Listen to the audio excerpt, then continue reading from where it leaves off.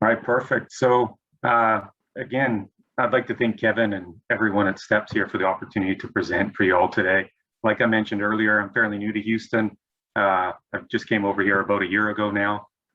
Prior to that, I originally lived in Canada, and I lived over in the Middle East for about 4 years with my family. I've got about 18 years of experience in the oil and gas industry. I've worked in about 14 different countries, living in three, and America is the best one by far. So don't think that I was knocking you guys earlier. Now, throughout my career in the oil and gas industry, I've been very fortunate to have gained a lot of valuable experiences and established some extraordinary friendships along the way. Today, I'd like to tell you a story about one of my extraordinary friendships, one about my friend, Andrew Hutchison. Now, my friend Andy was a hardworking professional in the oil and gas industry who called Canada home. His career started in Canada, but eventually saw him traveling regularly to several different countries in the Eastern Hemisphere. Andy was married to his wife, Shannon, and together they had four beautiful children named Xander, Hunter, Lila, and Kendall-Lynn. Now, Andy was very passionate about rigging. However, his more normal-like passions included dirt biking, snowboarding, and experimenting with homemade craft beer brewing. Now, I'm sure some of you are probably thinking, yeah, this guy sounds pretty Canadian, eh? Anyways, one characteristic of Andy that really stood out for me was how proud he was. And, you know, seeing how he was with his family and his kids.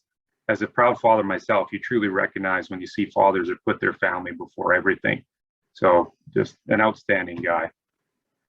Now, Andy was well known and respected throughout the oil and gas industry. In fact, some of you may have heard of the Drillers Club on Facebook. Well, he was one of the founding members of this page, which now has over 480,000 members. He was very enthusiastic and was always eager to teach new and experienced oilfield professionals operational excellence, performance, both in the field and through social media. He was the kind of person that wanted to teach you why you were doing something. He was known and nicknamed for that by many as "and why" instead of Andy. Andy and I met through friends of friends, probably 7-8 years ago, and spoke to one another quite often, especially while I was living in Dubai and he was flying in and out of Kuwait and Iraq for work. Our discussions were often around best and poor oil field practices, snowboarding, politics, and taxes. Now, if anyone here doesn't know, Canada basically taxes the air that we breathe. However, if you're living outside of the country in the United Arab Emirates, Dubai, like I was, you don't pay any tax. So as you can tell, Andy was a little jealous of where I was at. Now, given that Andy was very knowledgeable and motivated to teach, my job as a training manager is to scout and recruit these people and develop them and bring them onto my training team. So he was on my radar, and I was simply waiting for an opportunity to hire Andy and develop him as a well control instructor. I spoke to him about having a position available in Dubai within the next 6 months or less. This was back in 2018, which was very exciting for the both of us. For me, I knew I was going to pick up a fantastic trainer, someone who I think would really push our programs and make a difference in the field. And for him, he was just excited to be living life tax-free in 6 months. So we all had a plan. We just needed time for the position to open up. Now, I remember telling him that before our plan actually came to fruition, he better enjoy all the snowboarding he can get and snowmobiling as well, because I had to find out the hard way when I moved to the Middle East that there's absolutely none of that in Dubai. Now, unfortunately, a couple months later, on November 16th, 2018, Andrew was working as an overnight tool pusher on a rig in Iraq. And that night, they had an incident where there was a valve that had failed, I believe, on the standpipe on the rig floor. And it allowed drilling mud to shoot to the surface, which released H2S gas. Now, as it says here, Mr. Hutchison, a husband of four, and with a wife, heroically died while trying to save a co-worker that was thrown back to the rig floor from the anticipated pressure release of poisonous gas and mud. He pulled this co-worker to safety. Tragically, he perished while trying to escape himself, suffering fatal exposure to the toxic gas being released in the blowout. Well, that gas was hydrogen sulfide, or H2S, as Kevin touched on earlier. So I'll just give a little bit more light to this story here. This evening when this happened, this was actually Andy's first night coming back from Canada. So as you can expect, he was probably pretty tired from traveling over. It's a long trip over to Iraq. coming all the way from the Western Hemisphere. Now, late in the evening, I'd received some notifications from some of my former coworkers that mentioned that Andy was involved in an accident and they didn't think he was going to make it. Now, I can believe it, right? It just didn't make any sense to me. Now, I will share this with you, and there's some other conversations as well, which I won't share, a little bit more personal, but conversations that he'd had with his wife just before the incident happened. He explained to her that they had an abnormal situation going on. And as a worried wife, as a normal wife, she was worried. And, you know, as any husband working away or working in the oil and gas industry or any industry would do, is calm their wife and say, hey, you know, everything's going to be okay. So as you can see here, all I've shown is just the messages of her trying to reach out to him, you know, and you can see that she was obviously distressed. And, you know, she tried calling him, and she even said, this isn't real, right? So this just kind of shows you how real this can get and how it can affect people. You know, this definitely changed Shanna's life forever. His two young boys at the time, I think they were age 5 and 7, and they had 2 twin baby girls that were 6 months old, right? So those are 2 twin baby girls that will never see or never meet their father. So it's pretty sad. So here's a picture of Andy and his wife and his family, and a picture of Andy on the right-hand side as well. Now, some closing comments that I wanted to share with you guys is kind of touches on some of the stuff that Kevin mentioned earlier, but always respect and understand your workplace, whether it be the oil and gas industry, construction industry. Just make sure you understand the hazards and, you know, what could happen, what's the worst that can happen. One thing that Kevin talked about earlier was checking your operational equipment and your safety gear. This is something that firsthand I can say that is very important. I've worked on some high critical H2S wells where we had little hip packs that were up on the rig floor that had external lines that were to a trailer that had a bunch of tanks full of air for us to breathe should we get into a situation where we would need the oxygen. Now, one of our H2S experts that was on site, is part of his daily duties is to make sure that this trailer is full. I'd mentioned to him that we did a drill, and quite often the air tanks drop below where they should be at, and you know, he should go and check them. And he said, yeah, I checked them, they're fine.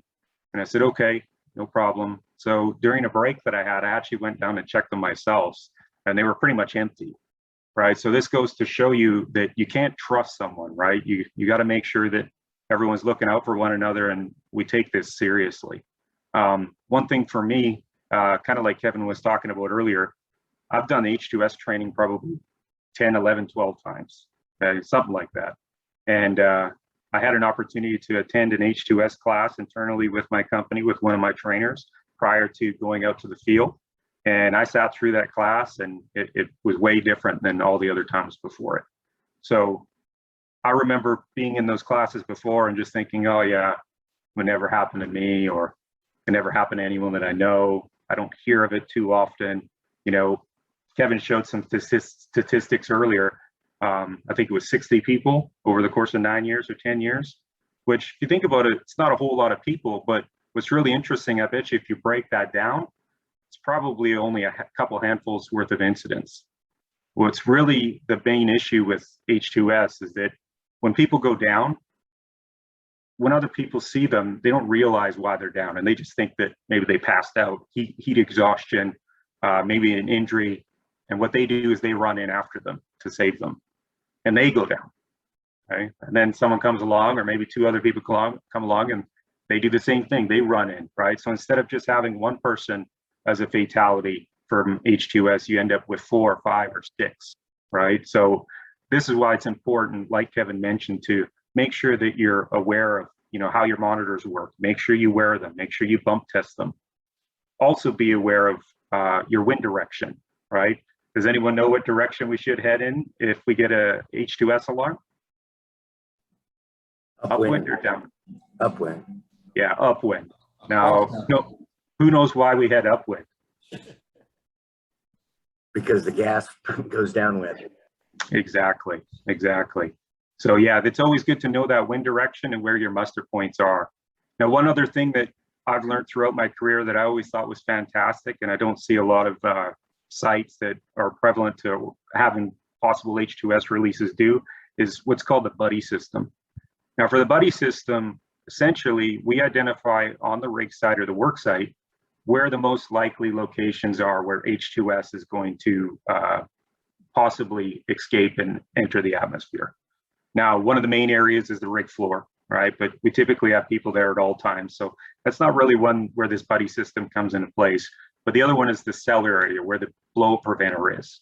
So sometimes someone can go in there and no one else really knows, right? So if there's H2S in there and someone goes in there to do cleaning, he can pass out even if his monitor's there. It may be too late if the concentrations are really high, right? So we wouldn't find that guy for quite some time. And as Kevin showed you earlier, time is of the essence sometimes, especially when the parts per million gets to be pretty high. So this buddy system essentially works in that no one goes into these high critical zones unless they go with a buddy. Now, I know someone's probably thinking, well, I thought you told me not to send two people in. You don't send two people in, you send one person in and another person standing by, okay, watching, calling out, making sure that they're okay. Now, this does take a little bit extra time, but I'll tell you what, it's worth it. This system has been used by quite a few companies, and conversations that I've had with companies that are implementing this buddy system, there's been times where they've had to pull people out and they were able to revive people that had just gone down lightly from low parts per million H2S. Now, one other thing that I also want to touch on too is man down drills, right? Like I mentioned earlier, it's very easy for someone to run and try and save someone that they see that's fallen, but we want to make sure that we're also doing H2S specific man down drills, because we don't want our people running in right away. If we figure that there may be H2S on our location, we actually want them mustering up, doing a head count, and putting on their SCBAs, their breathing apparatus, and then going to do the rescue, okay? So it's very important that our people understand that, so we don't end up with exponential amount of deaths when we end up with these H2S related incidents. Other than that, lastly, I just want to say, don't think it can't happen to you, because it could. And this incident with Andy forever changed my life, or any time that I step on a rig. I actually started working on the rigs for quite some time. I worked in the field for about 12 years before going into the office. And I'll be honest, there was many times where I worked on the rig floor, basically that whole time, where I wasn't scared. I wasn't worried. I always felt comfortable. And I didn't have that chronic unease. Now I have that chronic unease now. I know that things can go bad very quickly. So like I said, I think we all should go out and have that chronic unease and just understand that at any time, things like this could happen, and even other incidents as well. And lastly, how would your family manage without you, right? That's something I think about all the time. It's something I think about when I drive to work on the 45. It's something I think about when I fly, right? It's something I think about, what if I got COVID, right? What would my family do without me if I was gone? So these are all tough things that we have to think about. And yeah, I think that we would make better decisions if we thought about them more often than we do. So other than that, that's it for me. Unless anyone has any questions, we'll pass it back over to Kevin.